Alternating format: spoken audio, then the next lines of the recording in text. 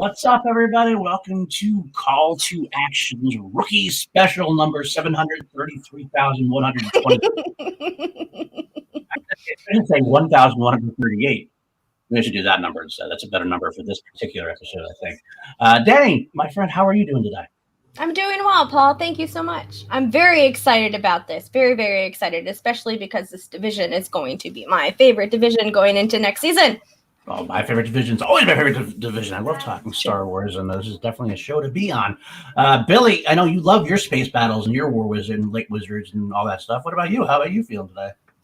Super excited. This is by far the most loaded division we've ever had. It's funny that we call like a lot of the people who are coming into this division rookies, because clearly they are not a rookie when it comes to Star Wars. And it'll be interesting to see, how well people who clearly have a ton of knowledge about Star Wars, that is not the question, but how it transitions into the Schmodown. Because it's not always what you know, it's what you can recall or what you can answer in a short amount of time. And clearly the people we have coming on tonight know a lot about Star Wars. And that is not a question. Definitely. And speaking of Star Wars competitors, Sean Sullivan already plays in the league. We love Sean, of course. And yes, it takes an hour to grow a mustache because you have to make it look really spectacular. And that's what I have to do. But you know what? 5 minutes late is better than 10 minutes late. I'll just take it as it is. It's good to wait. It's good to wait sometimes. So, but we have been waiting enough. Why don't we just get our guests on and get this underway? We know this crew from the Star Wars Newsnet site and Resistance podcast. I go there all the time for my Star Wars news, and you guys know how much I love Star Wars. Christian Harloff goes there for his Star Wars news and takes it for Sith Council and even Jedi Council before. This is not like a new relationship. This is a long time coming that I've always wondered why this didn't happen sooner. But now we're going to find out. So without further ado, let's get the Star Wars Newsnet crew on. The new rookie sensations, John Hoey, Lacey Gilleran, and James Baney. Hey! Hey, guys. What's up? So glad to have you guys on. Yeah. This is an exciting time for all. How are you guys doing today? Good. Well, yeah, feeling good. Great. Feeling good. I have to... It's Resistance Broadcast. I have to correct you a little bit. Okay, Resistance Broadcast. I'm sorry. That's Resistance Broadcast Podcast. Resistance Broadcast Podcast. I should have tongue twisters. I know that. Sometimes I have to write it on my hand and be like, oh, yeah. Yes, podcast. Okay. But, I mean, you guys are the crew. Obviously, you're a great crew as far as Star Wars go. Why don't you start talking first how you got to the Schmodown? What was the process? And why did it take so long? Because I know you guys have had a kind of relationship with Christian to a degree. Go ahead, John. Yes. So, like you kind of said in your open, there's kind of been this sort of symbiotic relationship between Star Wars Newsnet and Christian and the Schmoes know, but via, Jedi Council, when they were with Collider and Complex, AMC, whatever. And then he's kind of brought it back with his new show. But we've always kind of had that relationship with him, always kind of talked to him and kept in touch and that sort of thing. And we would promote their show and they would give us shout outs because they used our site to help them get all the news they need for their shows. And I think in terms of like it taking so long is just the door that got kicked open with the streaming element of it, because none of us are LA based. So if we're going to be regularly competing, this is a great way for us to do it. And I know he's been looking to grow that division and maybe just right place, right time. So I don't know if there's anything more to it than that. I don't think he was like keeping us out and we were scratching at the door, but I'm very excited nonetheless. This is really cool. I'm just meeting all sorts of new people, you three included. This is a really interesting venture that we're getting into here.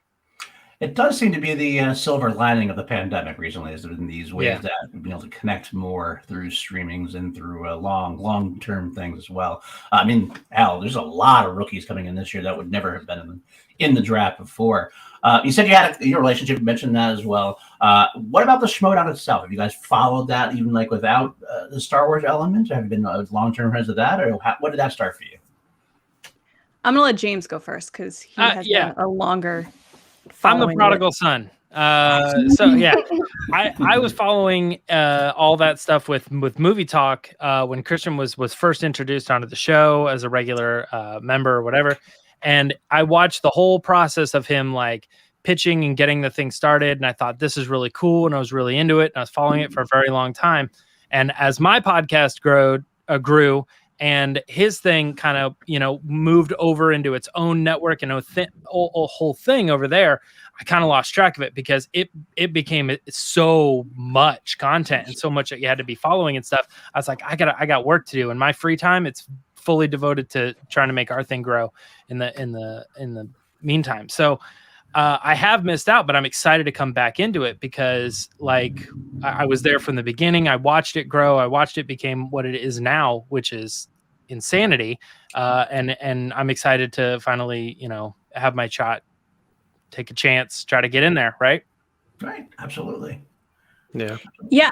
I'm probably of the three of us, the newest to this world, which first of all, thank you guys for having us on. And thank you to everyone who's been so welcoming and nice to all three of us. Like, it's been really unreal how kind and like people that I've never spoken to have been like, we're so excited for you. And I'm like, oh, okay. So I'm probably the newest to this. I knew of it actually because back in 2019, when we had our panel at Celebration, the Schmodown event was right after the panel. So we had a lot of people at our event that were then going there. And then I've seen pictures and videos of Alex with this belt. And I was always like, is he a wrestler? Like, what's going on? Because I worked for WWE years ago. So like, I knew what the belt looked like, but I didn't understand it. I was like, this does not fit his personality. Like, what is going on? But then just following it throughout the years, because a lot of people from the tournament cross paths with us with their own podcasts and websites and stuff. But yeah, it's kind of this new exciting challenge and opportunity that we never would have thought would come to us.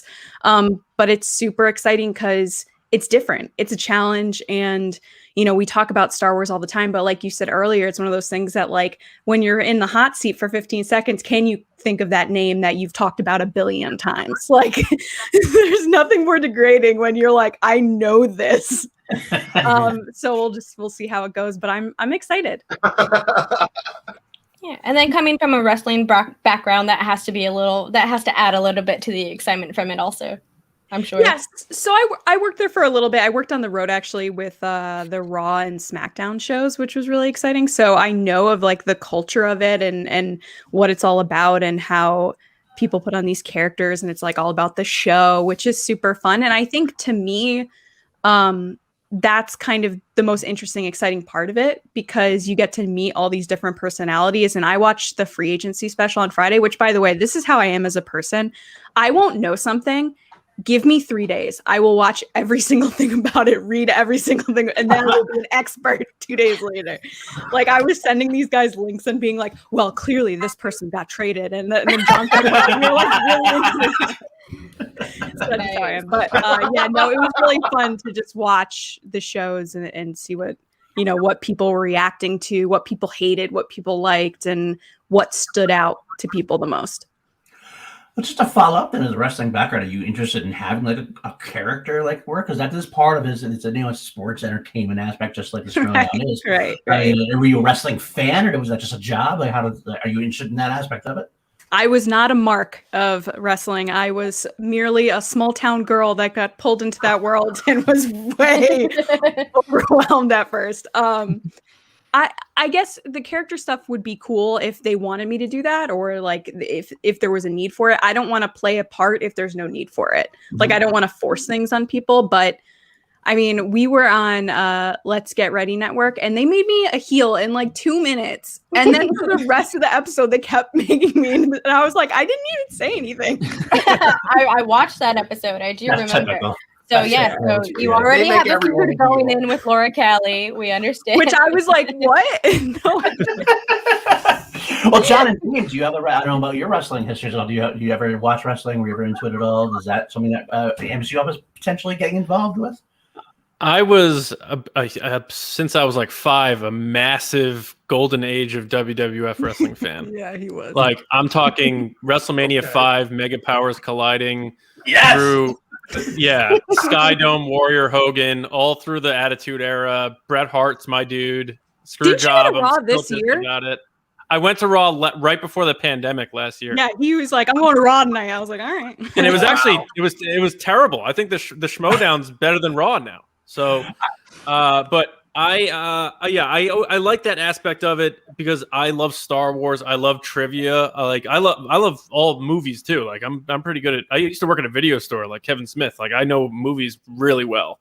So that's something I may look to try to dip my toe in if they allow it down the line. But I'm here for Star Wars, of course. But yeah, my love for Star Wars, my love for trivia, and like I grew up loving wrestling. I don't watch it as much now because I don't think it's good now.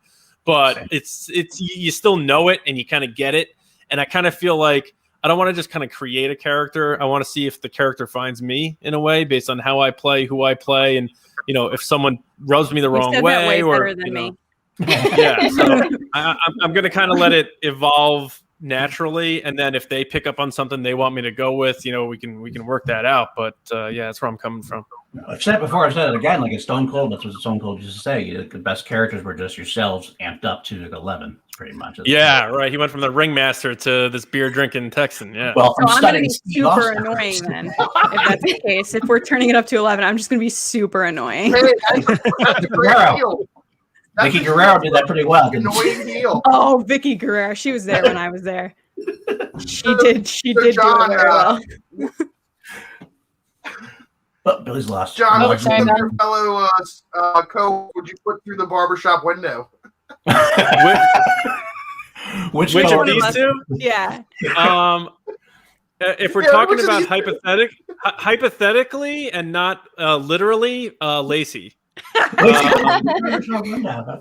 Yeah, like Lacey and I butt heads a lot. Me and James get along really well. So I may ask James to help me. I gotcha. So They you're would saying both take me and throw me through the window. that Lacey and Martinetti, it sounds like John and James might have the Ric Flair thing. So you might beat him at the end, but you'll say, "I love you" first. I'm sorry, and then Right? Yeah. There you go. You absolutely would not. You would just throw me. There would be no I'd I take love the you. magazine and rip it in half. So perfect. So you had right in that angle. That's great. That's awesome. That's a leg up, actually, in a way. And John, what you said, I'm interested to see you possibly could make yourself a multi-divisional player. I mean, that's definitely something you want to pitch to the managers because that's definitely worth something these days. Yeah. And I know he brought us in for Star Wars, so I didn't want to overstep my bounds. Like, I don't want to start going on these podcasts saying like, "Oh, I'm going to go and do this," and then Harloff be like, "No, you're not." Well, as long as the manager's here, it just gets the wheels ticking. That's all. Yeah. You don't want that's to right. piss off the Vince McMahon of the show. That's as true. far as That's I know. true. That's true. Then you make the managers do it. That's the thing. You tell the managers, and the managers go to Vince, and then you go down. What about either like Lacey or James? Do you guys have any aspects of potentially being more than just Star Wars competitors? Would Inner Geekdom interest you? Maybe even regular That's the one for me. I mean, it's kind of the thing is like anytime I was watching Schmodown back in the day, or whenever I randomly will catch a match, just had to throw it on. I'll toy in that area. I'm like, I feel like I know a lot of this stuff. The thing is like I just feel more confident in the Star Wars zone because I don't know, like that stuff comes to me quicker. Like with the Inner Geekdom stuff, there's a chance that you haven't seen that movie, or you haven't seen it in a long time. Whereas like Star Wars is like pretty regularly right in front of me. So, but I think that would probably be the one, Inner Geekdom. And I Lacey, correct me if I'm wrong. I feel like you're the same. Yeah, IG is definitely the other one that I was looking at because obviously we're all very knowledgeable about Star Wars, but I know a lot of stuff. I'm like a pop culture junkie. I know like the latest show everyone's talking about. I'm a big Marvel, DC, Harry Potter, Lord of the Rings girl. I used to work for Comic-Con, so I'm all in the pop culture space. So that would be definitely a good fit for me. Awesome. So have you guys been doing you guys, Lacey, you say you were doing your research. Have you guys been watching the Star Wars matches to see how you would say match up against the current champion, the current top of the card kind of thing? I watched a couple, but it's hard to really judge how well you would do, because when you're sitting like under your comfortable blanket being like, I know this, like you're like, okay, but if I was in the scenario, would I feel the same way? But yeah, I think I did pretty good. What do you think, John? Yeah, I watched as many as I could, just, go to YouTube and search, Schmodown Star Wars and whatever. And I went back a ways to like when Whitwer was doing them. And then I tried to get the recent ones to see what kind of evolution they've gone through in the questions. Cause I think the questions have gotten a lot harder. Because I think in that 5-way they had with like Whitwer and Alex and a few other people, like I thought that wasn't that hard. And Whitwer goes, this was really hard. And now I look at the new matches and it's just like getting bludgeoned. It's crazy. It's almost like they're running out of questions. So they're like, how many times can we ask, the name of his aunt or something? Luke's aunt. Yeah. So it's tough without a doubt. But I've certainly been watching and trying to size people up and see what people's weaknesses are and strengths and that sort of thing. But not getting too ahead of myself, because I haven't even been drafted yet. I may not even get drafted. So who the heck knows? I hope so. But I have been preparing. Yeah. Well, I got to ask. I mean, there's been a lot of, obviously we saw the draft list out there. There's a ton of new Star Wars people on that list. And only one Star Wars player was kept in free agency, which is interesting given how much more important the division seems to be heading in that way. The point level has gone up and everything else. I know they just said today that Alex Damon's going to defend his title like 4 to 5 times this year, possibly, which is huge. So he only got to defend it once last year. Alex is like, come on. they're trying. They want him to lose, I think. Somebody's got to take him out. But that's interesting to me. Is like, have you guys ever done like trivia before Aspect at all? Has that anything been like even just bar trivia or anything more organized trivia? Has that been anything you've done? Yeah, we did. We definitely did Lights, Camera, Barstool recently. Okay. And our team beat their team by a lot. By a lot. I'm being nice. By a lot. We kind of crushed. You smacked them down. Yes. And not to mention, and this isn't quite the same thing, but whenever we don't have a regular discussion, something topical, big, we'll do our own kind of trivia thing, which involves like quotes on our own show, which just is like, I'll read a line and then John and Lacey basically play Schmodown, like you got to write the name and show it to the camera kind of thing.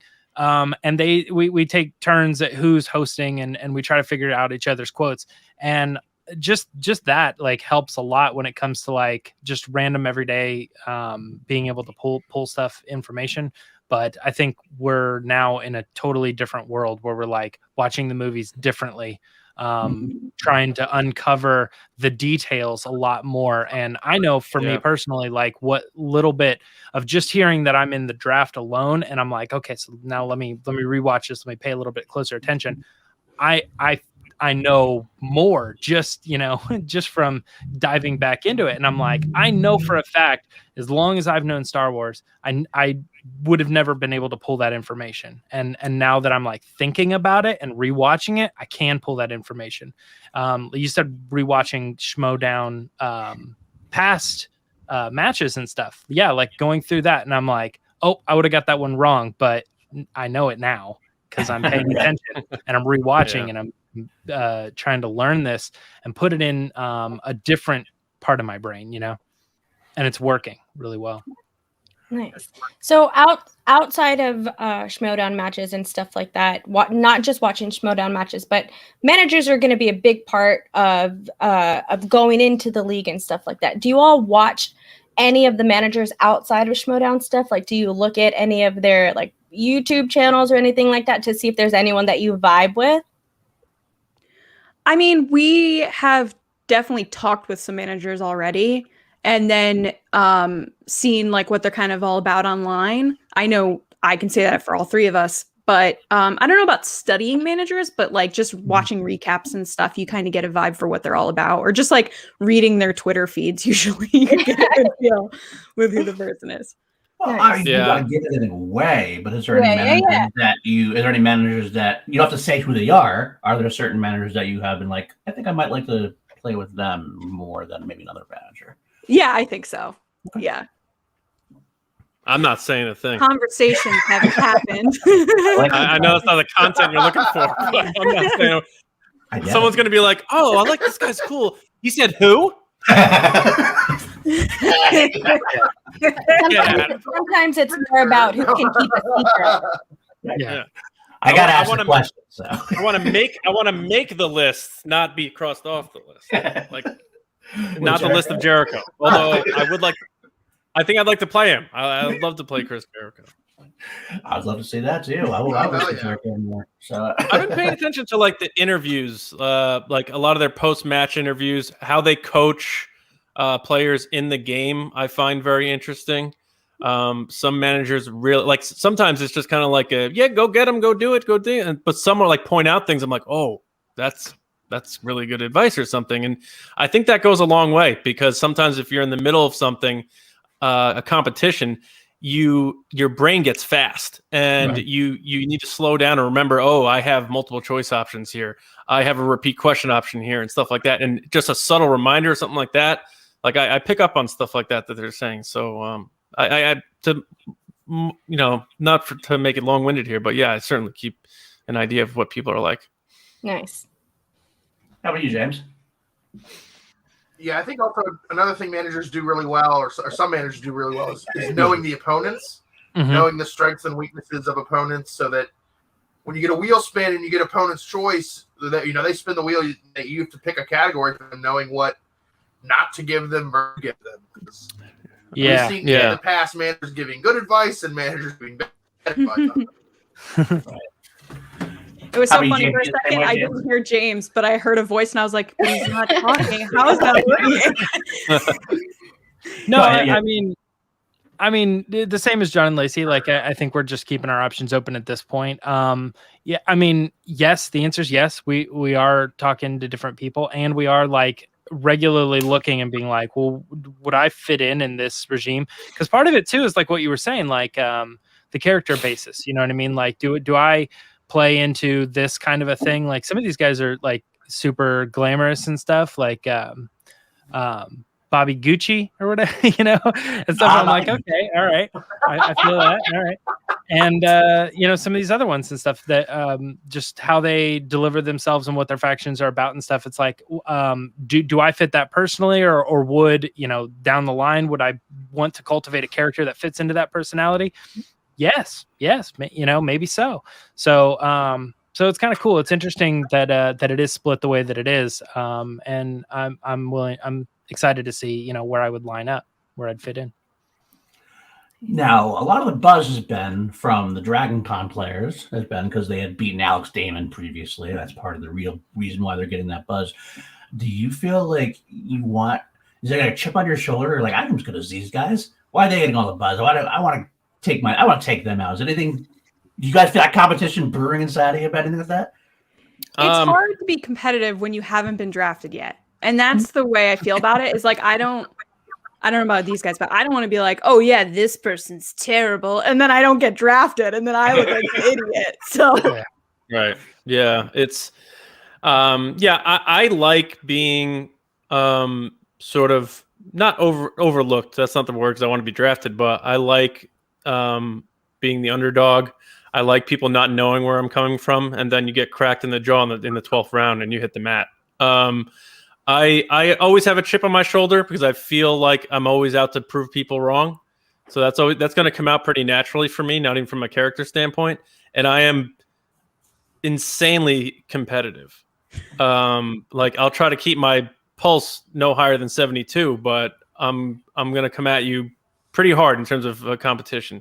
And whether it's, a board game, a fantasy sports, it doesn't matter. Beer league softball. I'm just a very competitive person, and that's going to come out. Sorry for cheesy. On our podcast, where we don't talk for Star Wars days game on our podcast. Mad at each other. yeah, pretty much. So you all work with each other, and from other interviews that I've seen you on, you all are not in the same area at all. You all live in different spaces. Now I know that with us, like these guys are like my best friends almost. I talk to Paul almost every single day, talk to Billy every single day. So you all have I'm assuming that you all have a good, close working relationship with each other. Let's say that you all get drafted into this league and get into different factions of it. Are you all going to try to study with each other, or are y'all just gonna be like, nope? So John and I actually, we found out when I joined the podcast that we live 20 minutes from each other, which we didn't know, which is funny. If we end up in different places, we've already kind of been like, it is what it is. We see it as a great opportunity for any of us, no matter who makes it or who doesn't or anything like that. I'm going to be honest. If I ended up on a different team than John, I want to play him immediately. John, I want to beat him so bad. Bring So it. Yeah. That's like So to bad. hear. Yeah. Yeah. How about you, James? I was going to say real quick, like we are all three different people, and like we've been going on a lot of these shows together, but we're not getting drafted as a 3-package deal, so we know that there's a good chance we're going to be separated. That's all I got on that. James? Yeah, I think at the end of the day, like when it comes to the actual matches and stuff like that, we'll probably play like we're different. We're our individuals. I mean, even within the shows that I was talking about earlier, like the things that we do on our own podcast, I want to beat Lacey. I want to beat John when I'm competing against those people. That's no problem. We don't have that.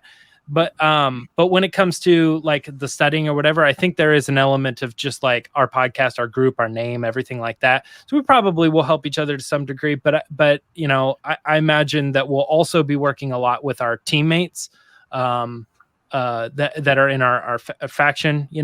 As far as working with them and getting to know them and building that core group to be a lot stronger. And so by the time we finally make it back to our regular show, we're going to be like, can we just do the episodes and let's get done.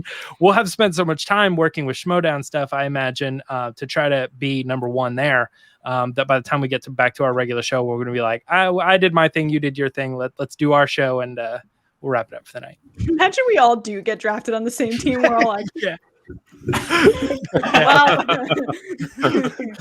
business as usual. Yeah. Right.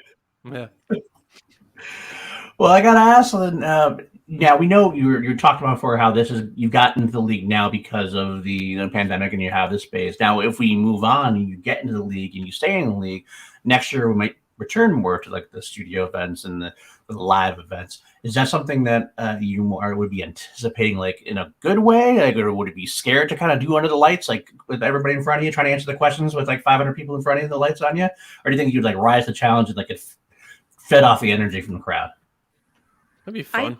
I think it would definitely be fun.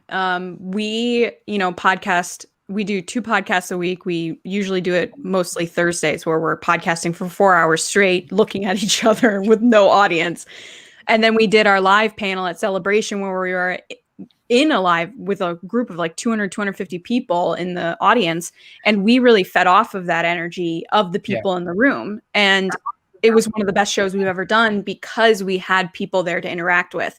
So I think where some people might find that intimidating, I feel like the 3 of us thrive more with a live audience than without one. It's finally, because these 2 don't think I'm funny, but I'm hilarious. And when you have a crowd there to laugh at your jokes and vindicate you, it's a beautiful thing. I gotta say. I do see this constantly happening. I'm liking this a lot. I like this a lot. And James is he's played in front of thousands of people for doing music, so I think he'd be fine too. Yeah, I can kind of hold myself on stage a little bit. And then the other thing too, just like I've been to the studios before. I've hung out with those guys before. When I went to Los Angeles for the release of Star Wars, we go out there and we do press and stuff like that. So like I said, I've been following them for a long time. So we met up and I went to the studio and stuff. So I'm well aware. I don't think I would be like struck or anything, or like feel out of place. Like, what am I doing here? Like, it would kind of be familiar territory a little bit. Not to mention I got a bright light in front of me. I feel like I'm already on the show, right now. So I think it's just one of those things. It'll probably come pretty naturally to all 3 of us. Fair enough. Now, I'm curious about Star Wars, of course. So tell me how you guys all 3 got into Star Wars. How did you, like when you were kids, was it a kid thing? Did you get to come to it late in life? Tell me your Star Wars story. Go ahead, John. Probably like I think I was around 5 or so. Like they would do that CBS Fox Saturday afternoon showings, and just being in the room with my dad watching our 11-inch tube TV and seeing The Empire Strikes Back and asking my dad about it, and him kind of telling me who Luke Skywalker was. And I had seen movies, but I was only 5. But it definitely felt like this real thing happening somewhere else. It didn't feel like a movie to me, and that kind of stuck. And then I was really into other things like Ghostbusters, Ninja Turtles, pro wrestling, all that stuff. And I really got back into Star Wars hard during when the special edition came out in '97.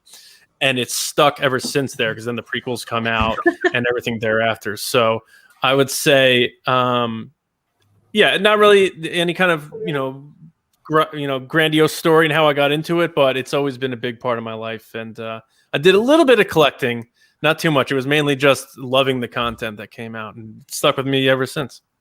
Nice. Lacey, how about you? I got into Star Wars kind of on my own. I know a lot of people usually say, oh, my siblings or my parents or my uncles or whatever. I was at this grocery store here in Connecticut. That's where I'm from, Northeast, called Stu Leonard's. And it's this like dairy cow themed grocery store, which not many people know about it. But if you ever come up here, go hang out. It's got animatronics and stuff. It's pretty sweet. So they had this movie section towards it's now the flower area, but it used to be a movie section right near the cashier where you check out. And I was with my parents and I saw the box set and it's Darth Vader, Yoda, Stormtrooper. I have actually downstairs. I should have brought it up, but I saw it and I immediately was like, what is this? And my dad was like, oh, it's Star Wars. And I was like, I want it. And my dad was like, okay. So we got it. And then that was it. It was just like, from the moment I watched A New Hope, I was just hooked. And I've been a fan my whole life. I've collected my whole life. I got really probably into more of the collecting when Force Awakens came out, because they introduced all these new items. And then I started to buy things that I used to have. And I had like a job and money. So I was like able to invest in those types of things.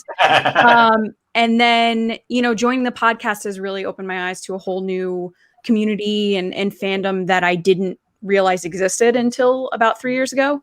And then I also worked for a little bit for Star Wars Celebration and Lucasfilm. So I've been kind of like a part of Star Wars the whole time. Yes. How about you, James? Yeah, for me, I mean, the question has always been kind of like, when did you get into food? I'm like, I don't know. It's just always been there. I feel that. Somebody being like, oh, you've never eaten for 8 years. Here you go. And I'm like, wow, this is great. The closest I can come to that is I was never a fan of Legends, like the Star Wars expanded universe. I was like, I just saw it as like so much content. You're never gonna learn it all. Like there's been so many books, so many comics, so many stories to tell. To try to even deep dive in it would just be, endless. So what really got me fired up is when Disney bought it, and the first thing they did is they said, none of that stuff happened, and we're starting new. And from now on, anything that comes out, we're just going to slowly release, like, here's another book. And then a little while later, here's some more comics. And I'm like, okay, I can keep up with that pace. And so from the Disney acquisition on is when I went full-fledged into Star Wars and took it all in, all the visual dictionaries, the art books and everything like that. And I just reading all that stuff, mostly story-related content. But yeah, like really going heavy on Star Wars at that point. So have you never gone back to Legends at all, really, or is it usually your actually not really? No, I try to kind of keep it separate. Like if I'm going to enjoy Thrawn, I'm going to learn more about the current canon Thrawn or revisit his story again, rather than knowing a little bit about both. I'd rather just know a lot about the real. I know that's kind of a bad word to use, but like the real version, the canon, the current. Yeah, you know what I mean. Meanwhile, in 4th grade, I used to run to the other side of the library to get the book where Han and Leia got married. I used to be like, I need that book. Leia, baby. When I found out that they landed a moon on Chewie, I was like, screw these people. Oh, poor Chewie. I said before the New Jedi Oh Order. man. Speaking of that, this is a totally off the ball questions because you guys are here. Did the High Republic, beginning of the High Republic, you guys, did that seem to you like the New Jedi Order a little bit? Like the beginning kind of felt New Jedi Order-ish in a way. Like the same, like the Nihil versus the Yuuzhan Vong. I mean, obviously they're different villains, but it kind of had that same feel like it was going for. It was either I don't know what you're talking about. High Republic, I got you there. I missed after that. I guess it'd be Oh, to be honest, I haven't read the new High Republic stuff yet. Oh, yeah, no. I haven't. It's just a big investment right now to read all this. What I usually do is James either listens to the books or reads them and does these really awesome spoiler review videos. Yeah, yep. And those are my like cliff notes because sometimes, like, honestly, my attention span for reading Star Wars just isn't there, and I'm repeating a page and oh wait, I just wasn't paying attention. I'm gonna read it again. And sometimes I just want to get the canon info and how to connect it in terms of how it connects to the whole story of Star Wars, and that's where I do it. I read books occasionally, but I haven't fully vested into the High Republic yet, and that's not saying anything bad about it. It's just I haven't gotten to it. Yeah. Oh, absolutely. A while back, we started doing like the what happened in videos. So basically, like we would read the book and then we would just be like, hey, we're not giving our opinions about this book. We just kind of know that not everybody's going to read it. Not everybody, or maybe like you read it a long time ago and you're going to want to revisit it. We're just going to kind of spend 15 minutes or so like telling you what happened in the story and just basically just spoil the entire plot just to give you a step by step. So that helps a lot with the High Republic stuff, but in a direct comparison to something, before, I wasn't familiar with the Legends stuff, but I definitely know and subscribe to how the story group and storytellers in general, when it comes to Star Wars, absolutely pull from other things that have existed and just rebrand them, rephrase them, and kind of create something because there's always truth in Legends. I am so happy that James just said all of that stuff because I am absolutely on his side. I'm a big reader. I love to read. I just recently started getting into the Star Wars novels. I just finished the Aftermath trilogy. It was like at 3 a.m. I sent Paul a video crying because I finished the story. I get really invested whenever I read. Book hangovers are real. Oh my God, yes, they are. So understanding how these books connect with the movies makes me enjoy the movies so much more because there's little teeny tiny things, little names that you hear that are going to be in the movies, little things that you see in the background, especially with the stuff that was leading up to The Force Awakens. So you get a lot of that. And I'm just so happy to hear someone else say that because I'm just really invested in these books now. Me and you, we got this. Yes, we're going to have to talk soon. We do have a Streamlabs. Looks like a combined Streamlabs from Jake Yakoveta, our tech guy, and Saul, who's also in the chat. Is he still smoking, Jake? Definitely. Not either that or a Bud Light. I'm not sure what he's got going on. Maybe going back. He says, Saul and I both need to know more about these animatronics at the supermarket. All right. So it's called Stu Leonard's, and the animatronics can range from a talking cow to a dancing juice box. They have milk boxes, chickens that are named after his kids, I think. And they have this one where you pull a rope and the cow moves. The best one is they have a Twinkie the Kid. So you press a button and there's a big box of Twinkies and the Twinkie comes out and goes, "Hi, I'm Twinkie the Kid." Oh, and there's a banana lady too. Where did I grow up? I grew up in Connecticut.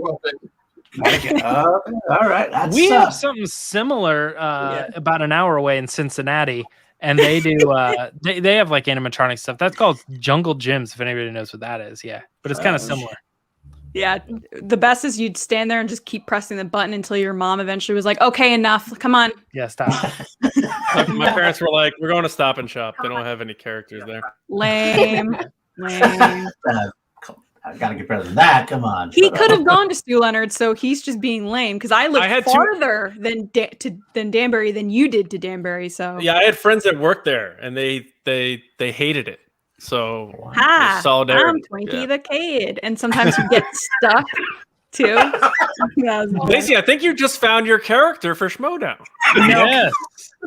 Nope. That actually sounds like nightmare fuel to me, to be honest. It really and it gets stuck sometimes, so you'd like keep hitting the button, and then eventually it would just be like, and then it would just. Lacey rolls into the ring like, "Hi, I'm Lacey the Kid. I'm Lacey the Kid." Nope. That's we already have the kid, unfortunately. Yeah. Yeah. I love that I went from Yeah. heel to this like all-American cowboy character. You went And this from heel to Twinkie. That's attention right there. That's a storyline wasn't even written, and that's how it's going to go. You'll start as a heel, and you'll end up the face. Christian's like, You definitely cribbing that around, absolutely. Gold, eating that up.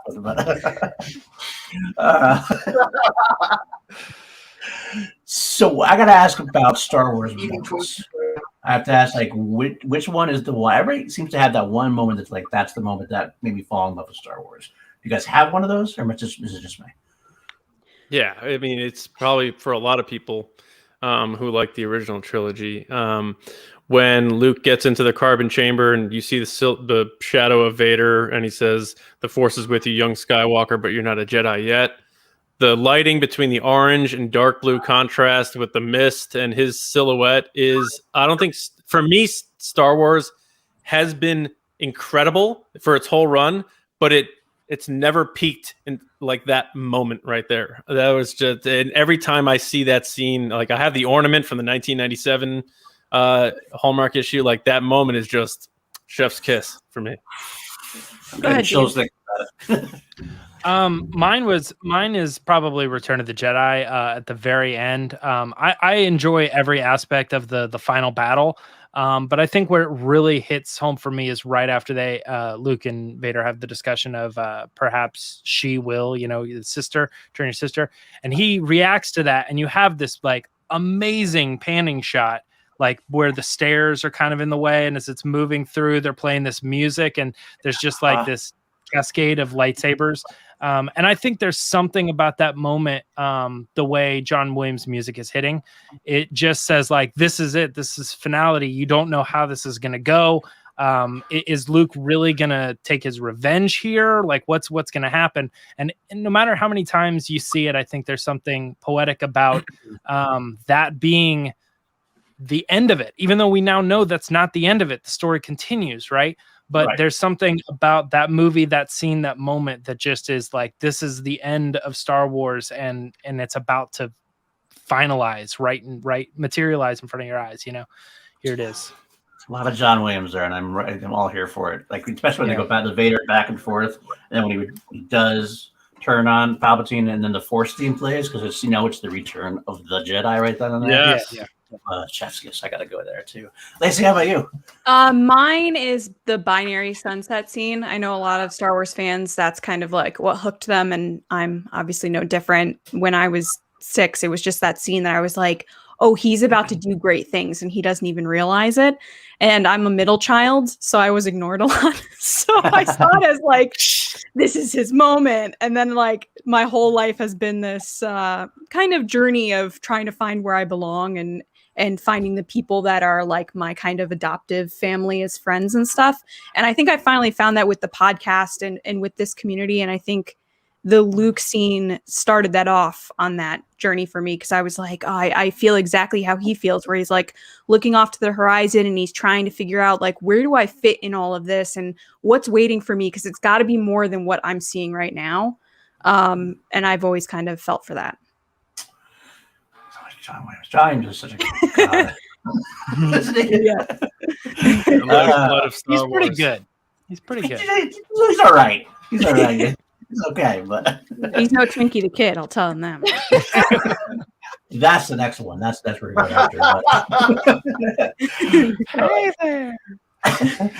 So Christian's famous for recently saying is actually, I'm kind of curious about your opinions on this. Christian said the future of Star Wars is TV. Obviously, the shall we say mixed reaction to the sequel trilogy to a degree, and of course the much more positive reaction to Mandalorian. We did the break from film. We got Mandalorian Obi-Wan series, obviously the book of all the series they announced, Book of Boba Fett and everything else. you have some films in development with Taika Waititi and perhaps Kevin Feige is doing or whatever. What are you guys' thoughts on the future of Star Wars? Are we looking more to Disney Plus? Are we looking more back into films? Like, what are your thoughts on that? I think John, I think that's you. Yeah, go ahead. Yeah. Well, I don't think Star Wars will ever abandon what it was to its core, which is this massive event theatrical experience, because I feel like Star Wars is what created that experience. I can't think of a movie that came before Star Wars that really did that the way that George Lucas did it without even realizing he was going to do it. So while I think Disney Plus will be a big thing for Star Wars, and right now you don't want to say lifeline, but it's the thing that's keeping everything exciting and going because the next film is 3 years out, unless they change the schedule, which I think they might. I can't imagine waiting 7 years for Taika Waititi's movie to come out. Yeah. But I think, we're in pandemic mind right now where movie theaters are they even real anymore? You know what I mean? And once we get out of that, I feel like people are going to want to go back and be among people and in the theater, hearing crowds. And there's nothing better than sitting in your seat in a theater for a Star Wars movie and seeing that emblem come up and the whole crowd cheering on opening night, seeing people in their costumes. You can't replicate that.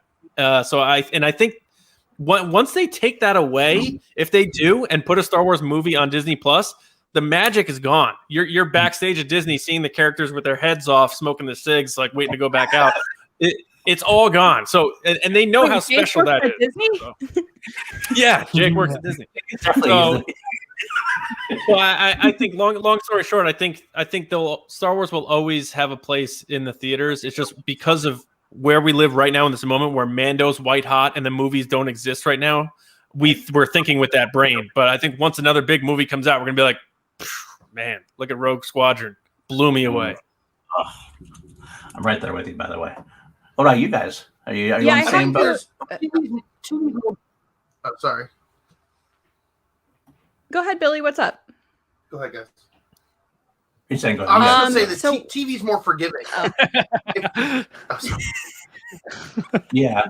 Yeah. True. I think it kind of depends what John was saying, but I don't know.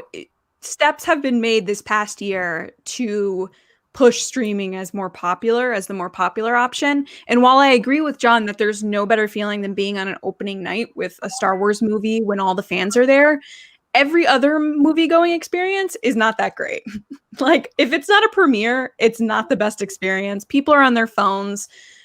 People bring their kids, which is fine, but kids talk the whole movie. Like, it's not the best experience if it's not a premiere, because I feel like a premiere, people tend to respect the movie going experience a little bit more.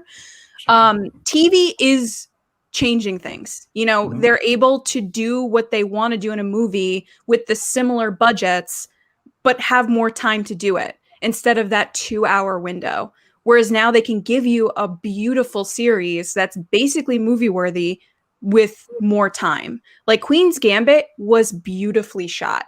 Like, that show was amazing. And that could have been a movie, but it wasn't. It was a show and it worked perfectly. And they did it in 7 episodes, which seemed weird, but TV allows you to pick the perfect time frame for what story you're going to tell.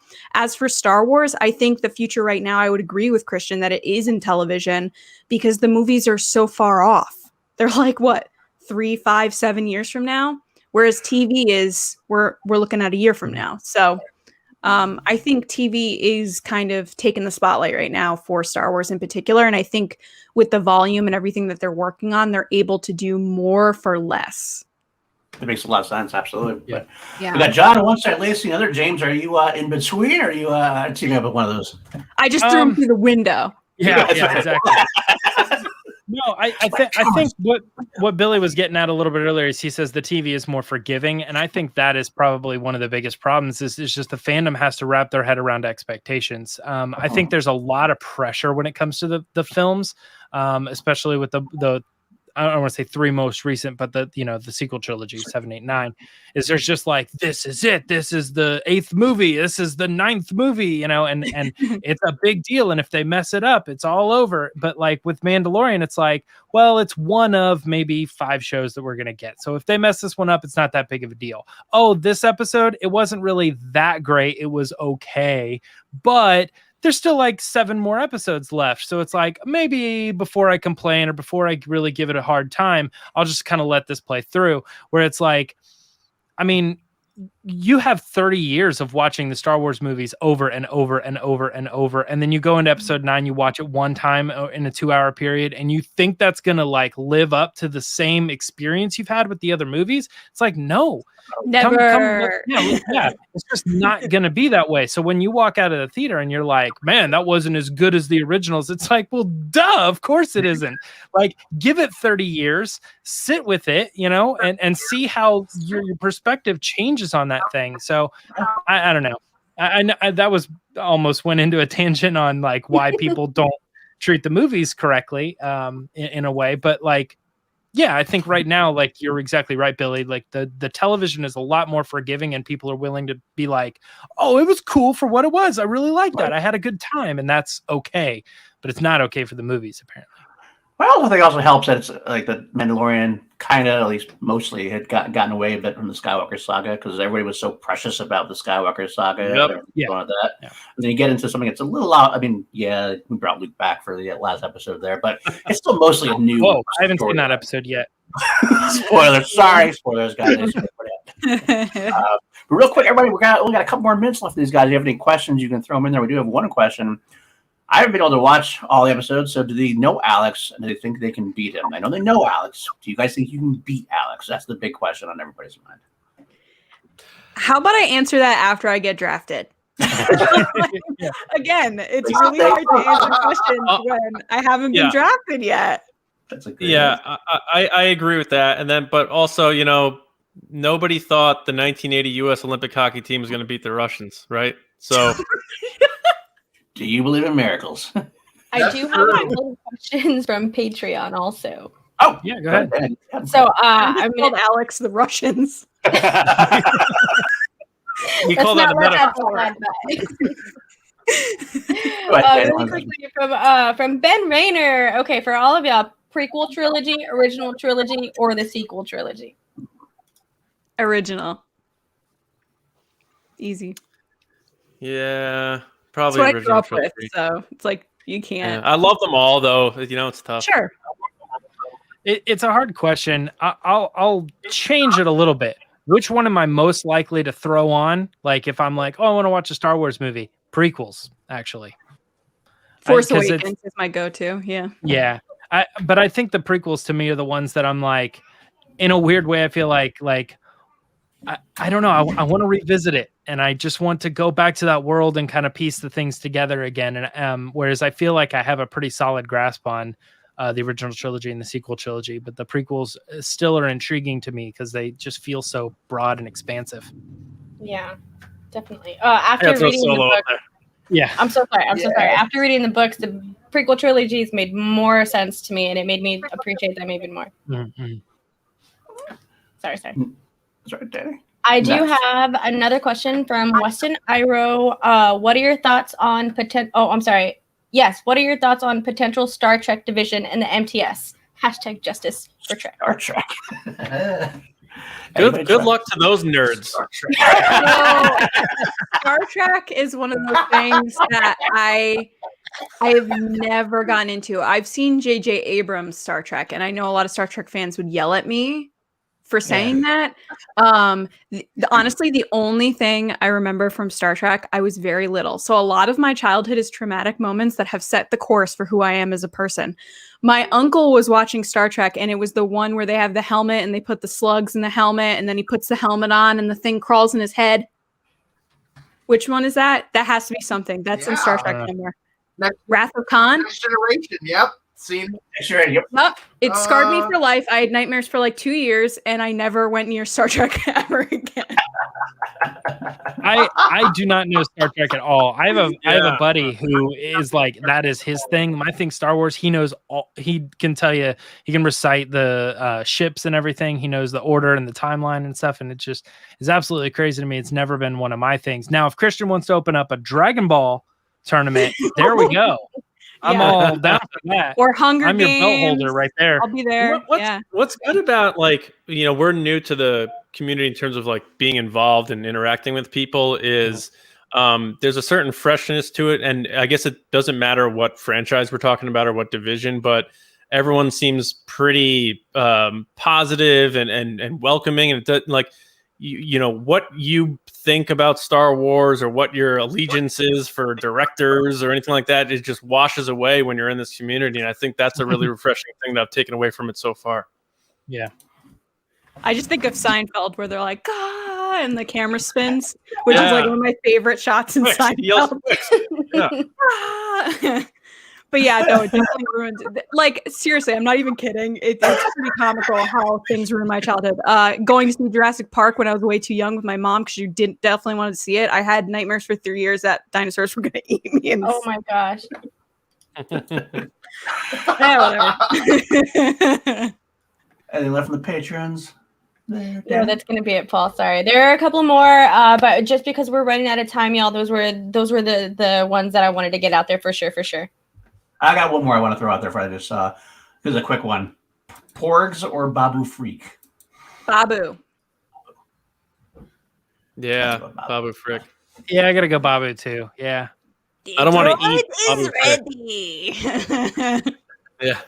Love Babu. He has a voice, a consciousness. He can talk to you. He's a good time. He's our oldest friend. He as is. well as C3PO. He go blank. Yeah. All right, guys, that's gonna do it. I know you guys got to get going to your next show. Busy as always, guys. Why don't you just tell us where you can find you, John? Well, yeah, Resistance Broadcast on any podcast app. If we're not on one, let us know. Obviously, also on we're also on YouTube. YouTube.com/Star Wars Newsnet videos. StarWarsNewsNet.com is the website that we're from and with. And me personally on Twitter at Johnny Hoey. A lot of deep cuts and weird things, not to be known, but we have fun on there.